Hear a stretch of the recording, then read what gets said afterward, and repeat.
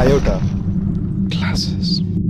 Hello dear students, तो स्वागत है आप सभी का हमारे चैनल आयोटा क्लासेस में। डियर स्टूडेंट्स, इस वीडियो में हम लोग क्वेश्चन नंबर 5 करने वाले हैं। NCERT chapter number 11 construction.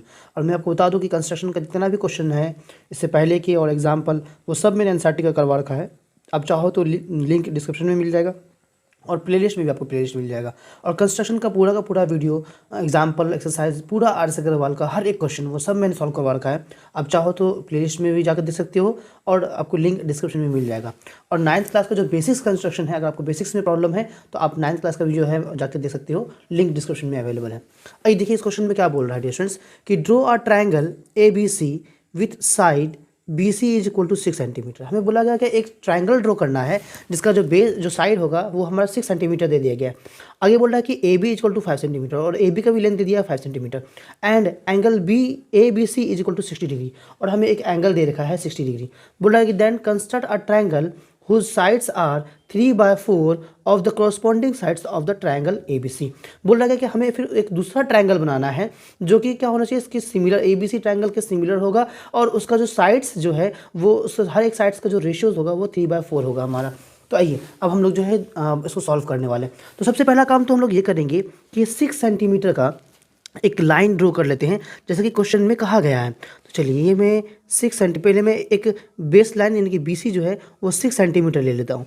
तो ये मैं 6 सेंटीमीटर यहाँ रहा, मैं एक बेस लाइन ले रहा हूँ। ये रहा यहाँ से यहाँ तक मेरा BC 6 सेंटीमीटर का। चलिए मैं इसका नेमिंग कर देता हूँ कि ये हमारा B है एंड ये हो गया हमारा B and this is your C। तो BC मैंने एक लाइन खींच लिया। अब देन हमें क्या कहा गया है आगे कि AB जो है हमारा वो 5 सेंटीमीटर होना चाहिए। तो A कहीं पॉइंट होगा वो 5 सेंटीमीटर होगा इस लेके B तक का। तो ऐसे तो हम लोग नहीं खींच सकते हैं, बट हाँ एक हमें और दिया गया है, कैलकुलेशन क्या दिया गया है कि एंगल ABC जो है हमारा वो कितना है, 60 डिग्री हमारा होना चाहिए है, बोल दिया है। तो सबसे पहले हम लोग क्या करते हैं कि एंगल ABC बना लेते हैं 60 डिग्री। ठीक है, चलिए तो या तो फिर आप एक काम ये भी कर सकते हो कि AB का जो है ना BC जो A कहीं होगा तो एक आर्क ले सकते हो आप चाहो तो देखो मैं एक काम करता हूँ कि 5 सेंटीमीटर का एक आर्क ले लेता हूँ। तो ये जो है मैं यहाँ रखा और ये रहा हमारा 5 सेंटीमीटर। दो तरीका है डियर स्टूडेंट्स, दो तरीके से आपको जो सही लगे आप कर सकते हो। तो सबसे पहले मैंने ये 5 सेंटीमीटर का एक आर्क ले लिया और ये आर्क लेने के बाद मैं क्या कर रहा हूँ कि B पॉइंट पर रख करके, क्योंकि AB कहा गया ना इसीलिए मैं B पॉइंट पर रख करके एक आर्क ले लेता हूँ। तो ये ले लिया मैंने आर्क। अब नेक्स्ट काम हमारा क्या करना होगा कि B से जो है हमें 60 डिग्री खींचना होगा, क्योंकि हमें बोल दिया गया कि ABC is equal to 60 degree, यानी कि एंगल B जो होगा वो हमारा 60 डिग्री होगा। तो आइए हम लोग 60 डिग्री कैसे खींचेंगे, तो कंपास की ही हेल्प से 60 डिग्री बनाएंगे। तो कैसे बनाएंगे कि कंपास को कहीं भी फिक्स करने के बाद आप यहाँ पर B पर रख करके क्या करो कि एक जो है आप सेमी सर्कल ड्रॉ कर लो। तो ये मैंने एक सेमी सर्कल ड्रॉ कर लिया। ठीक है, चलिए सेमी सर्कल ड्रॉ करने के बाद आपको करना ये होगा कि कंपास को बिना डिस्टर्ब किए इस पॉइंट पर रखना है। ठीक है, यहाँ पर रखा और पहला कट जो होगा हमारा वो 60 डिग्री ही होता है। तो फर्स्ट कट जो होगा वो 60 डिग्री होगा।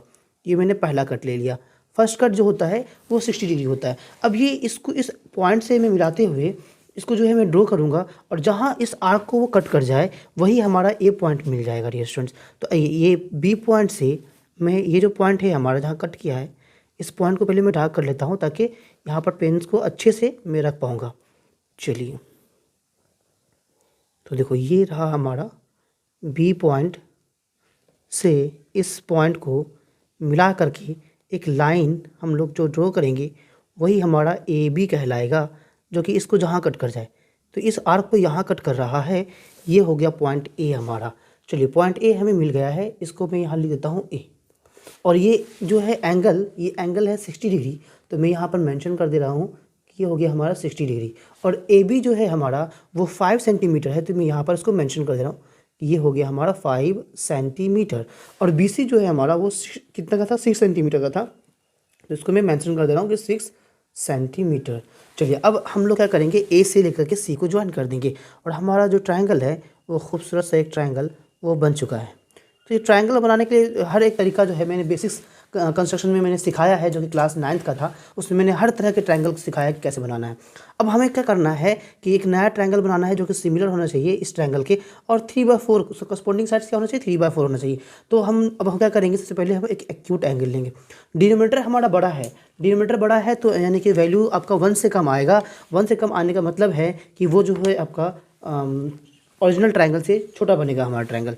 चलिए, तो हम लोग सबसे पहले एक एक्यूट एंगल ले लेंगे। मैंने पहले ही बता रखा है कि एक्यूट एंगल कैसे लेना होता है। तो चलिए, मैं एक्यूट एंगल ले रहा हूँ। ये एक एक्यूट एंगल ले लिया। एक्यूट एंगल लेने के बाद डियर स्टूडेंट्स, हमें मालूम है कि इसको क्या करेंगे, हम लोग देखेंगे कि कौन बड़ा है, न्यूमरेटर एंड डिनोमिनेटर। डिनोमिनेटर बड़ा है, कितना है, 4 है, तो 4 इक्वल पार्ट में डिवाइड कर देंगे, चाहे जो भी बड़ा हो, चाहे वो न्यूमरेटर हो या डिनोमिनेटर हो। जो बड़ा जितना होगा उतना ही कट करेंगे। तो 4 है तो 4 पार्ट में कट कर रहा हूँ। हर 1 सेंटीमीटर को मैं एक पार्ट ले रहा हूँ। 2 हो गया, तीसरे सेंटीमीटर, ये हो गया 4th। तो 4 पार्ट में मैंने इसको कर दिया डिवाइड। अब मैं इसका नेमिंग भी कर देता हूँ। तो ये जो है हमारा, ये हो गया, इसको मैं x लिख देता हूँ। चलिए, तो इसका मैं नाम डाल देता हूँ जहाँ जो 4 पार्ट हमें मिला है। तो क्योंकि B से पॉइंट से स्टार्ट हुआ है तो मैं इसको नाम B1, B2, B3 and this is your B4।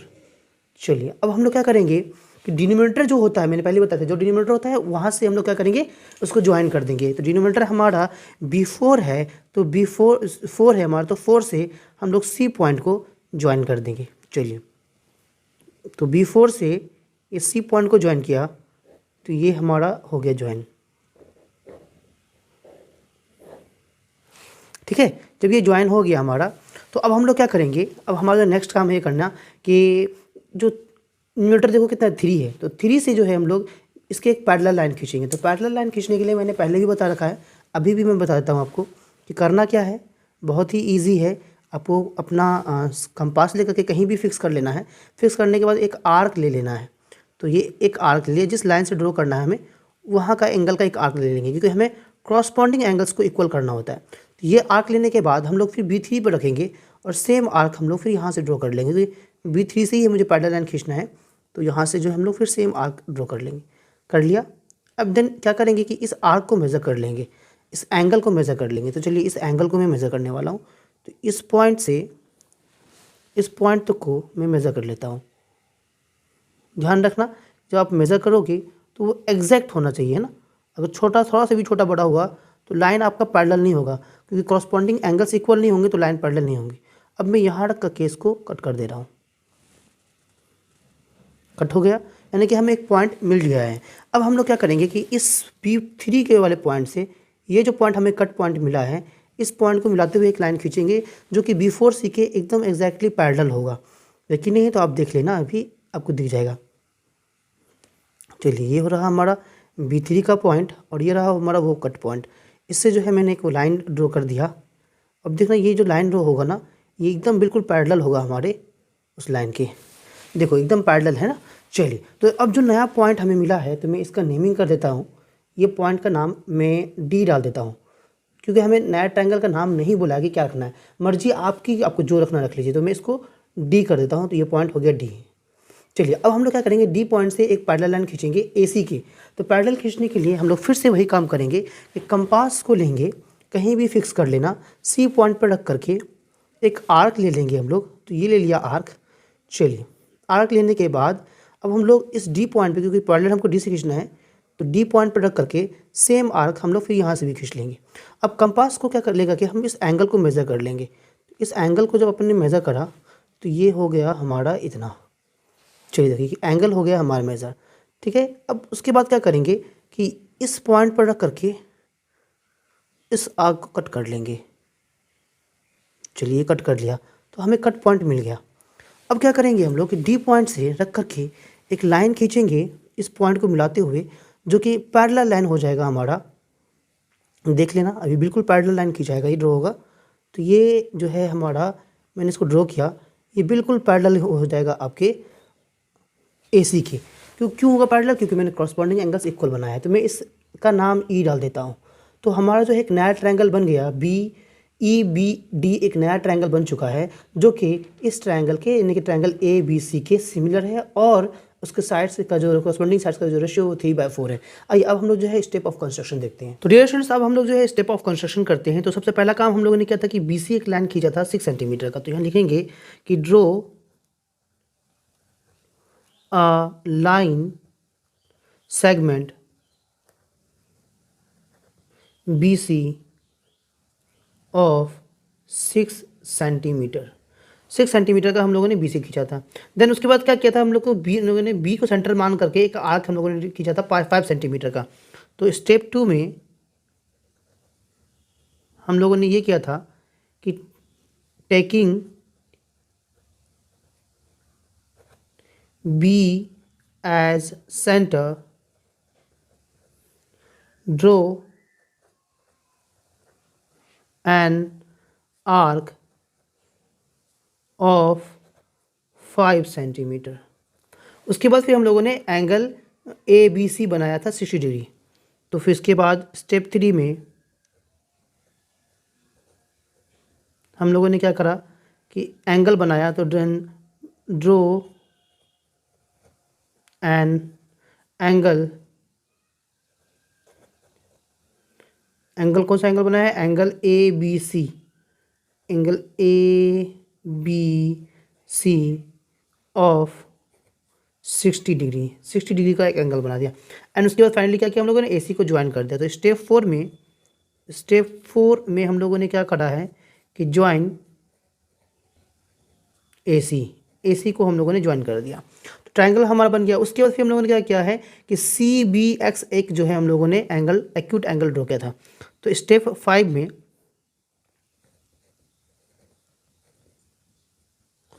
क्या किया था कि draw an acute angle CBX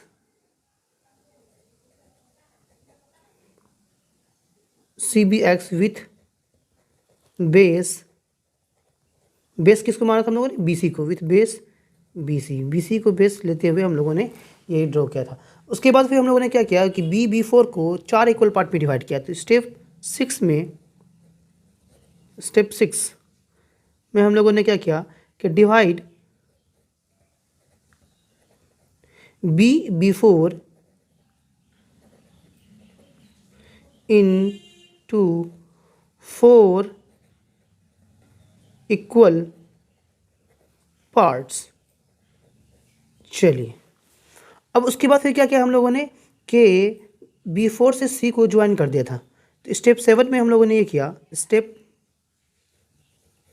7 में हम लोगों ने क्या किया कि ज्वाइन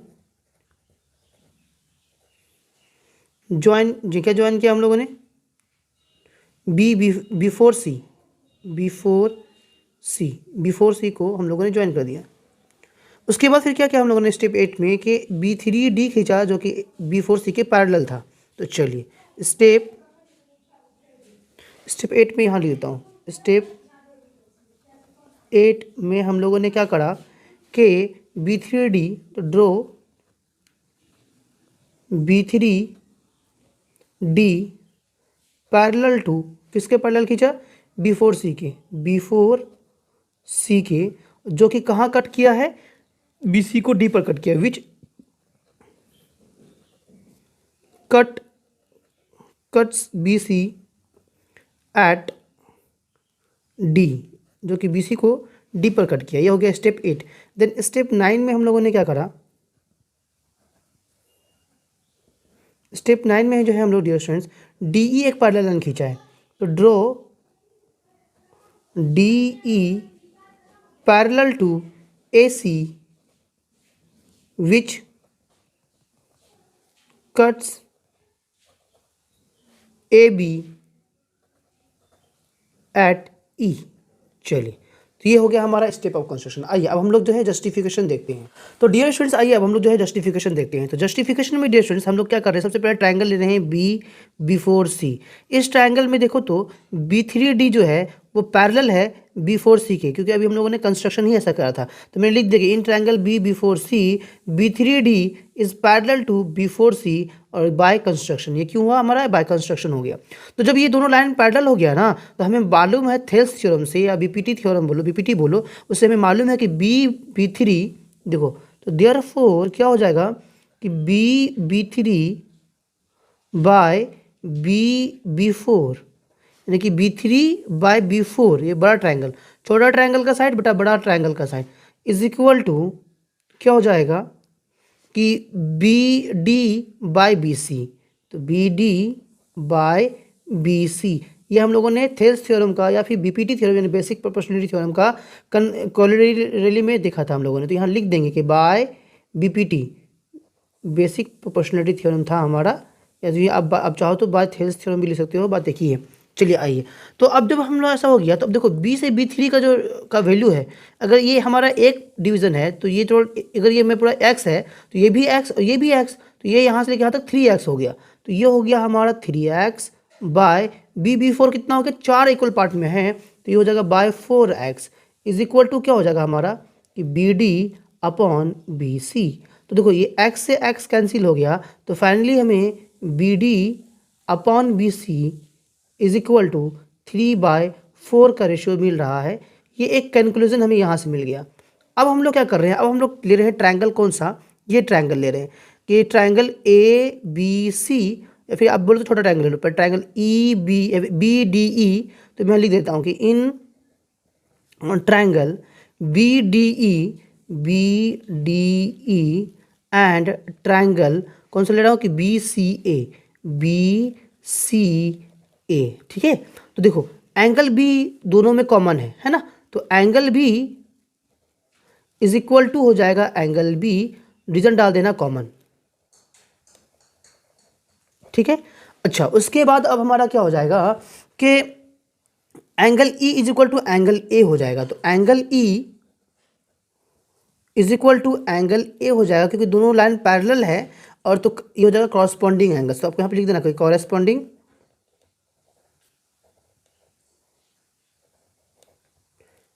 एंगल्स, तो कॉरस्पॉन्डिंग एंगल्स इक्वल होता है हमारा। तो क्या होगा हमारा कि दोनों ट्रायंगल जो है ना सिमिलर हो गया। तो मैं यहाँ पर लिख देता हूँ, ठीक है, जगह कम है हमारे पास में, तो मैं ये लाइन को यहाँ ड्रॉ करके मैं यहाँ लिख देता हूँ।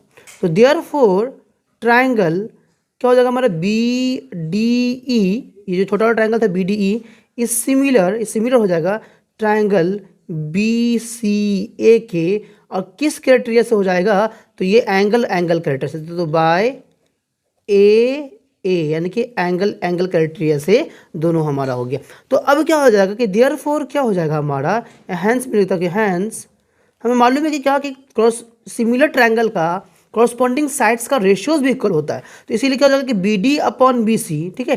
तो देयरफॉर हैंस, या फिर मैं यहाँ से ले, फिर यहीं से ले लो, तो BD बटा BC इज इक्वल टू क्या हो जाएगा कि BE अपॉन BA। तो BE upon BA is equal to क्या हो जाएगा हमारा कि ED upon AC, ED upon AC, ठीक है। और ये सब का वैल्यू कितना आया है, क्योंकि सब BD बाय BC के बराबर है ना। अब BD बाय BC का वैल्यू हमारा आया है 3/4, तो ये हो गया हमारा 3/4। तो यही हमको जस्टिफाई करके दिखाना था डियर स्टूडेंट्स, जो कि मैंने आपको जस्टिफाई करके भी दिखा दिया है। तो ये हो गया हमारा इसका जस्टिफिकेशन। आई होप सो आपको समझ में आ गया होगा, क्वेश्चन अच्छे से क्लियर हो गया होगा। अगर समझ में आ रहा है डियर स्टूडेंट्स तो प्लीज़ हमारे चैनल को लाइक शेयर सब्सक्राइब करना बिल्कुल ना भूलें। अपने दोस्तों को जितना हो सके उतना शेयर क्या करें। तो ठीक है डियर स्टूडेंट्स, अब होगी हमारी मुलाकात फिर से एक नए क्वेश्चन के साथ, यानी कि क्वेश्चन नंबर 6 के साथ। टिल देन बाय बाय, जय हिंद, जय भारत।